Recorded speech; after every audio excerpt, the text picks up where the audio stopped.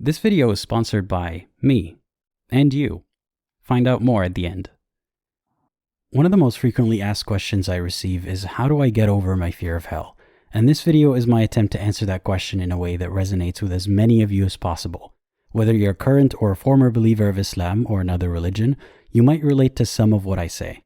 In a previous video, I've spoken about my experience with Jahannam. I touched on how the fear of hell was instilled in me from a very young age, how I struggled with it for most of my life, and how hell only existed as long as I feared it. I mentioned that I no longer have an iota of fear of God's torture, but I didn't elaborate on how I got to that point. So that's what I'm going to do today. I'll share with you 10 ways to approach this issue. For some of you, only one will do the trick, while for others, it'll take a combination of several at different stages of your journey to help you find comfort and reassurance. And that's okay. It's important that you go at your own pace to find what works for you. And if you think that this video could help you or someone else, give it a like and a comment so it could reach more people. Now, without further ado, to help you conquer your fear of the inferno, here's my first suggestion. Just accept it. Whether you believe that it's the result of evolution or creation or both, fear serves an important role in our survival. It's a subconscious physiological response to a stressful stimulus. It's your way of staying alive.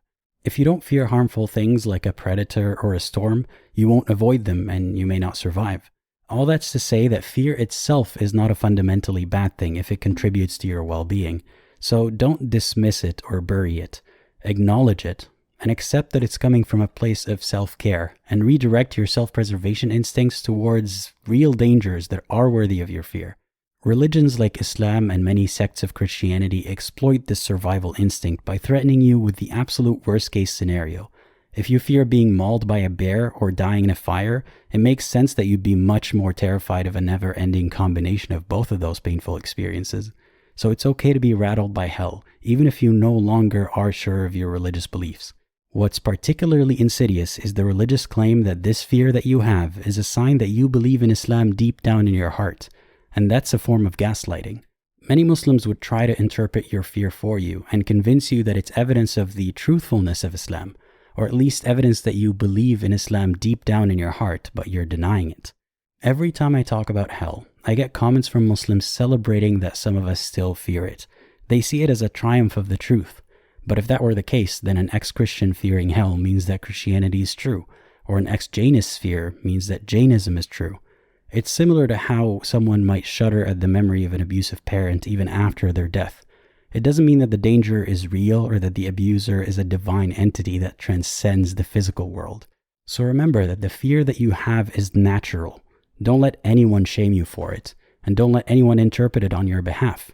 Fear is a universal human experience, and I'll happily remind you that in that way, you're not special. Which brings me to my next point. You're not alone. No matter how unique you think your experience with religion is, I can assure you that you're not the only one who's had that experience. You know how Muslims love to boast that there's 1 point whatever billion of them in the world? Well, that includes millions of us that they're not accounting for. Not to mention the millions who have left other religions with a similar fear of hell. And thanks to the internet, it's now easier than ever to find those people and hear their stories, or even interact with them directly. I can think of at least 4 ways this can help you. The first is that you can learn from their experiences. Kind of like what you're doing here with this channel, which might give you some shortcuts and solutions. The second is that it gives you hope. If others used to feel terrified like you did and they don't anymore, then there's hope for you too. If others trivialize hell to the extent that they joke and laugh at the idea, then maybe someday you can laugh along with them. And it's hard to fear something once you find it funny. The third way this could help is that it reminds you that your religion isn't special. As I mentioned before, an ex-Christian might have once feared their version of hell, but you didn't. So maybe you need to think of that more often. Whenever you feel afraid, think of how someone else scoffs at your religion and how you scoff at theirs. And lastly, connecting with other heathens reminds you of how a lot of good people are supposedly destined for hell. You might be too harsh on yourself in thinking that you're a guilty sinner and a bad person who may deserve punishment, thanks to religious conditioning. But you'd be less biased when assessing if others deserve eternal torture. And the answer is almost always no. And it doesn't make sense that all these good people are going to hell. But hey, worst case scenario, if hell is real, at least you know you're in good company. If you haven't already picked up on the fact that I like lists, this next one should make it obvious. I highly recommend that you keep a list. In the midst of a panic attack, it's hard to think rationally. Hell, it might be hard to recall rational thoughts that you've already had in the past. So why not help yourself out by keeping a list? It could be a list of comforting thoughts or techniques that appeal to you in a different state of mind. Or it could be a list of issues you identified in the religion. Or a list of reasons why you don't believe. The list could be as short as Allah makes a case for himself like a da'wah man makes a case for pedophilia, with whataboutism, threats, and logical fallacies. I don't know about you, but this one seems like a home run to me. Perhaps at the beginning or at the end of your list, you can write yourself a reassuring message, because you know yourself better than anyone, and you can make it into a voice recording or a video if that helps, and you can always amend your lists and your messages as time goes on. The fear tactic works by cornering you in your most vulnerable state, when you're disarmed and least rational. So keep a virtual copy of your strongest self in your arsenal, because that's precisely what hell is. It's a scare tactic meant to disarm you of your wits and plunge you into a panicked state of self-preservation. It's cheating, and it's just bad sportsmanship. This brings me to my next point. You need to get a grip on reality. It's easier said than done, but sometimes you gotta pause and smell the roses, and expel all thoughts of the religious paradigm from your head, and come back to the real, tangible, provable world. Then examine the problem from a different perspective. Some of what I already mentioned might help ground you, like finding other ex-religious people, but I'd like to expand on this approach. If you stop giving God a pass for everything he does, and instead ground yourself by replacing God with a different human figure, you'll realize how his threats sound more like weakness than strength. Think about it. It's not like hell is inevitable and God is merely warning you of it because he loves you. God created hell, at least according to the religious narrative. And it's not like God only promises to punish you for harming other people. He's supposedly punishing you for not believing far-fetched, unprovable metaphysical claims. The reality is that the fear is utilized as an incentive to shut off your rational mind and go into self-preservation mode. And Islam's heavy reliance on that mechanism is a sign of the religion's inability to rely on facts alone, and the inability to win an intellectual fight fair and square, without dirty scare tactics. I don't think a perfect God would need to stoop that low to prove he exists. I mean, I've proven that I exist and I've never uttered a single threat, nor did I throw a tantrum and call my haters the worst of humanity. So am I more graceful than Allah? Am I more capable than the Christian God? Checkmate, theists. In reality, God's way of making his case sounds pathetic and desperate, if not downright deranged. And here's a trigger warning before this next part. I'll mention violence, abusive relationships, and suicide. You can skip to this timestamp if you wish. In reality, God sounds like a debate opponent who makes a bunch of fallacious arguments then points a gun at you, saying, "My God is real because look at the trees and the stars and the moon, and I'll shoot you if you don't believe me." In reality, God sounds like a partner who says they'll kill themselves if you leave them. Except God is worse because he says he'll kill you. Except it's even worse because he says he'll torture you and make sure you experience the pain. If a human said that, you would never think that it's a healthy, appropriate, or perfect way to behave. So how can religion get away with claiming that it is? You need to ground yourself. Why would God make a case for himself by employing the same methods as emotionally abusive and manipulative bullies? And yet religion gaslights you into repeating that God is perfect. Perfection cannot be improved, but Islam could certainly use a major overhaul. In reality, God sounds like an abusive parent who absolves themselves from the evil of their threats by providing you with food and shelter or promises of rewards. Sadly, the most common objection I received on the previous video is that I failed to consider God's promises of heaven and how they supposedly outweigh the threats. But that's not how it works.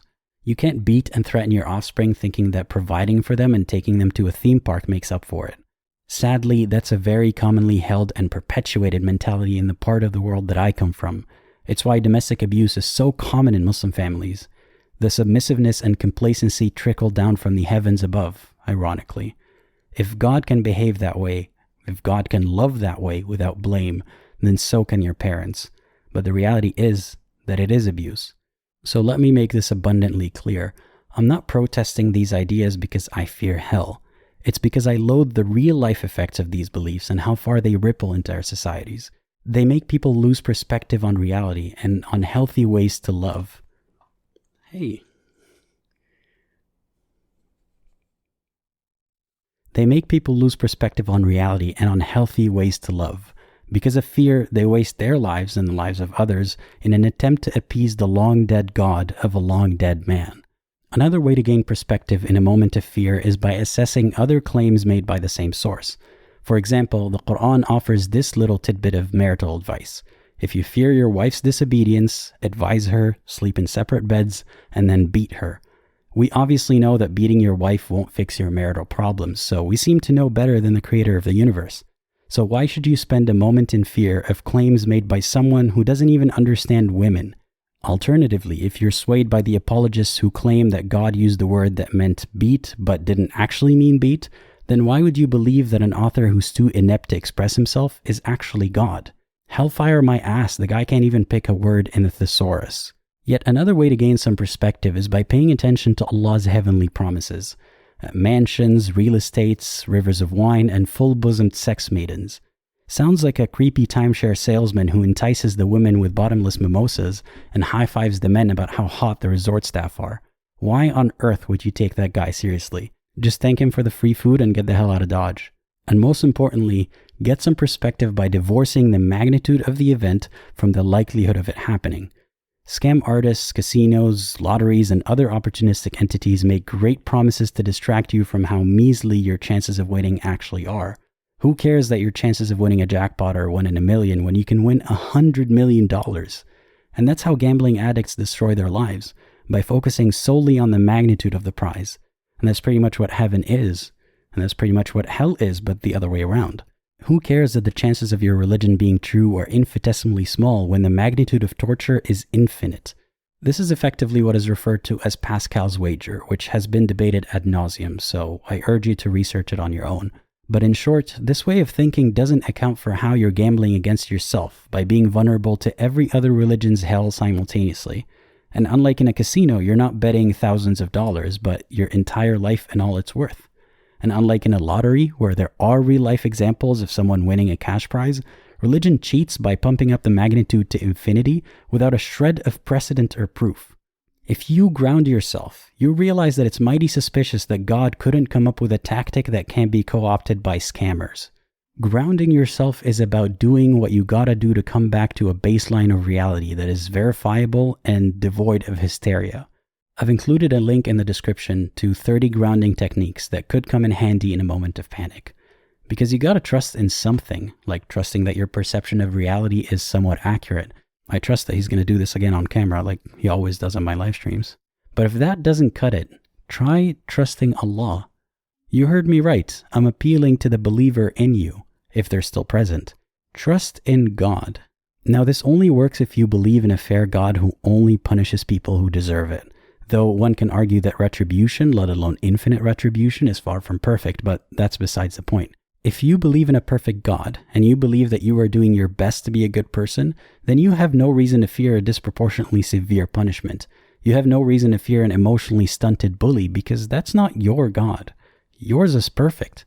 Yours won't make the sun explode because he's missing your constant validation and attention. Your God won't subject you to the same degree of punishment as a murderer or a rapist simply because you don't think the religious description of God is good enough, because you think more highly of God than Islam describes. That doesn't sound like a crime to me, so you have nothing to worry about, my friend. Of course, this is usually just a stopgap, a temporary measure to give you some breathing space to live your life. It's difficult to maintain this position forever since it brings a lot of God's words into question, but that's a problem for future you to deal with. If you need a comfortable and cozy pit stop before embarking on the rest of your journey with faith, then have some trust in your flawless God. God would know exactly how you arrived at your honest conclusions, using the cognitive abilities that he supposedly gave you. It would make no sense for him to get angry at something that he saw coming since before your creation. Which kind of ties into my next suggestion. Just submit to the plot. Say your fear of hell stems from your inability to believe in God the way that your religion instructs you to. If you believe that God is all-knowing, and more specifically, that God knew about your doubts before bringing you into existence, then it seems to me like your fate has already been predestined and sealed. That may be a terrifying realization to have, but it doesn't have to be. You have no control over the factors that added up to your heightened skepticism and your higher standards for evidence, which are not bad traits to have, by the way, nor are they worth torturing you over.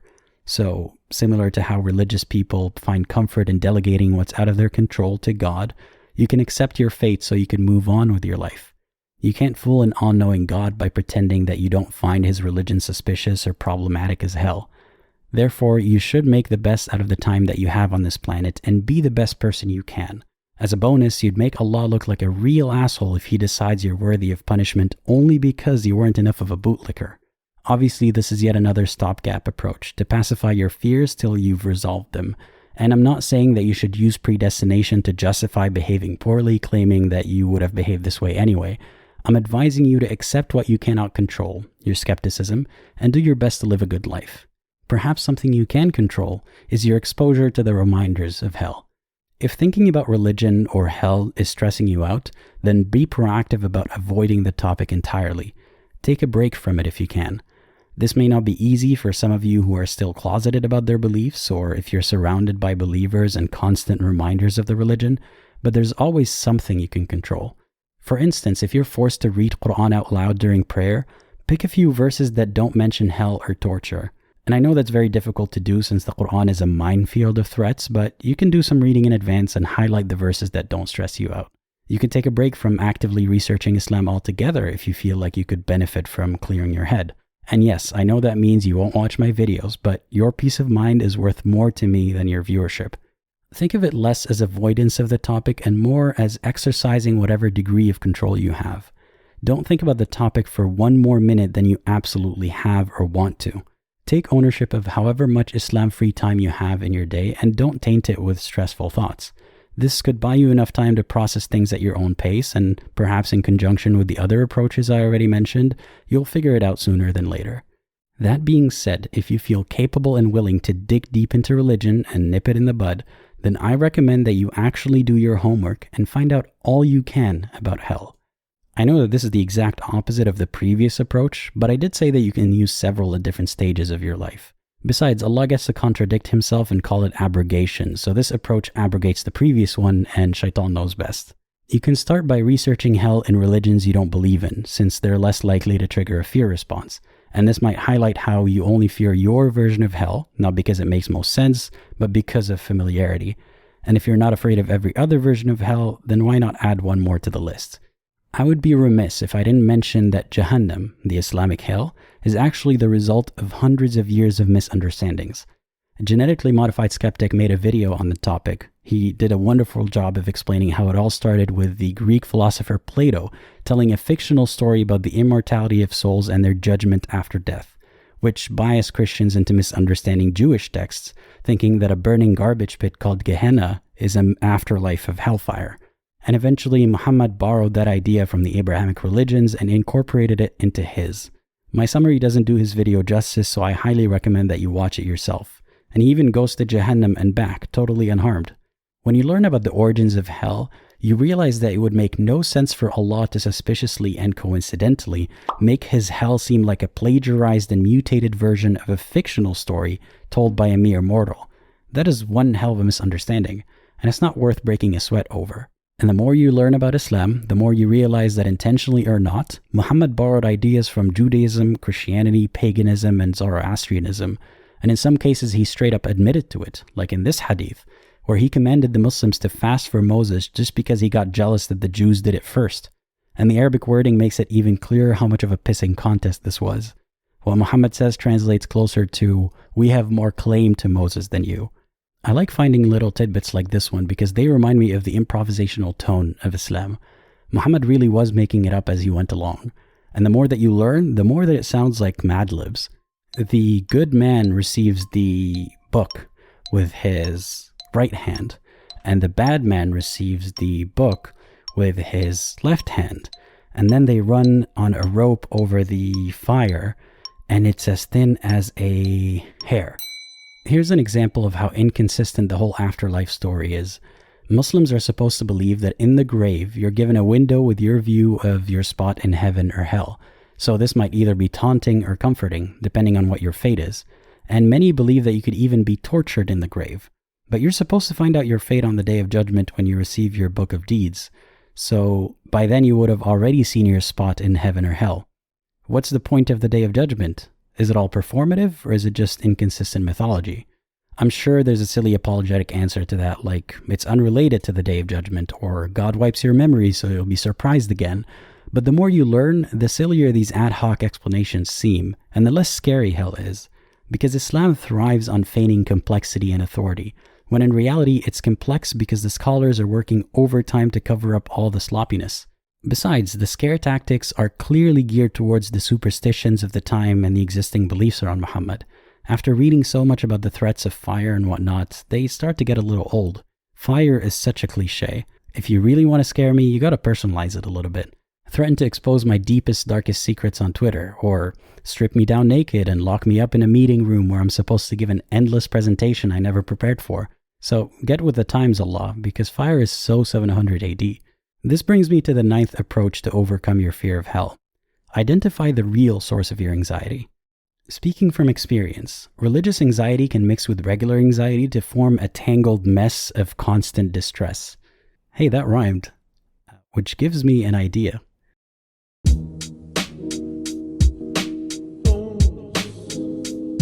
Life was a tangled mess of constant distress, but with hell out of the picture, now I fear less. Ain't got no master, no slaver, and no communion wafer. No divine protection, yet I feel safer. This ain't no flex, no money or excess. I'm speaking my truth, so hear me confess. But I'm not a rapper. Oh, so that's why I've been sick for a while, because my flow is so ill. Sorry, I got a bit distracted there.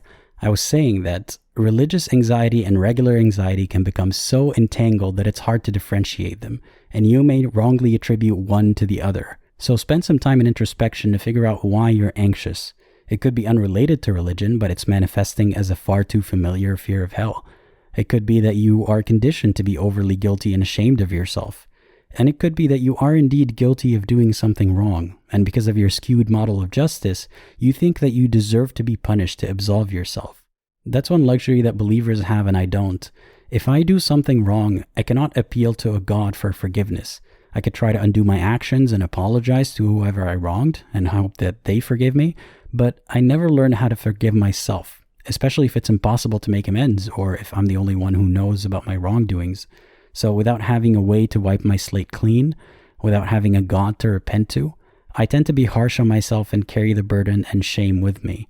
But the path to absolution does not have to be punishment. I've learned to forgive myself for my wrongdoings, assuming that I've done all I can to make amends, and I've learned to pay for my moral shortcomings by doing more good deeds.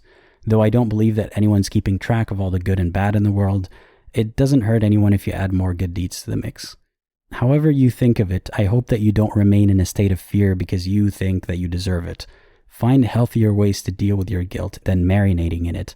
And remember to take my advice with a grain of salt because I'm not a mental health professional. Which brings us very organically, might I add, to my last approach. Seek professional help, if you can. Initially, I was going to say that if your struggle with fear is severe enough, you should seek help. But that's not the best way of wording it, because it can be very tricky to determine what that threshold of severity is. And I myself tend to ignore my problems till they're so urgent that I have to address them. But it doesn't have to be that way. If you think that you could benefit from the help, and if it is within your reach, consider speaking with a mental health professional. And many universities offer free or affordable counseling services. I myself use these services, then years later, I started seeing the same therapist whenever I'm able to afford it. I get comments asking me if I'm a therapist. I'm not, but what you might be picking up on is what I learned from my time in therapy. So it really does work. I'll leave a list of resources in the description that might help you find affordable or free help. You may want to seek help specifically for religious trauma, but even if you don't or can't, any sort of help that improves your mental health makes you better equipped to handle the religious side of it too. I know how unattainable this approach might seem to the majority of ex-Muslims, but worry not, because even if you cannot directly speak to a psychologist or a social worker, so many of them are generous enough to share their knowledge on the internet for free. One YouTuber that was invaluable to my journey out of Islam is called Theremin Trees. He talks about issues like abuse, manipulation, and dogma. And once you gain a healthy awareness of these themes, you can't help but notice their presence in your religion. And I suggest that you watch this video of his about how religion weaponizes your doubts against you. I cannot thank him enough. Without his videos, I don't know if I would have been here to make my own videos today. And with that, I'll wrap up this super long stream of consciousness. I hope that something in there resonates with you. Remember that hell is what keeps Islam alive, and together we can bury it next to Zeus and the river Styx and other ancient mythology. I have put a lot of effort and time into making this video, and I'm only able to do that because of your support. So I'd like to thank all my patrons and donors for keeping this channel going. Though I haven't yet had a major breakthrough with the YouTube algorithm, I'm confident that it'll happen someday. And until then, your financial contribution is much more helpful than what YouTube throws my way. So thanks again for keeping this community going. And as always, think critically and think for yourself.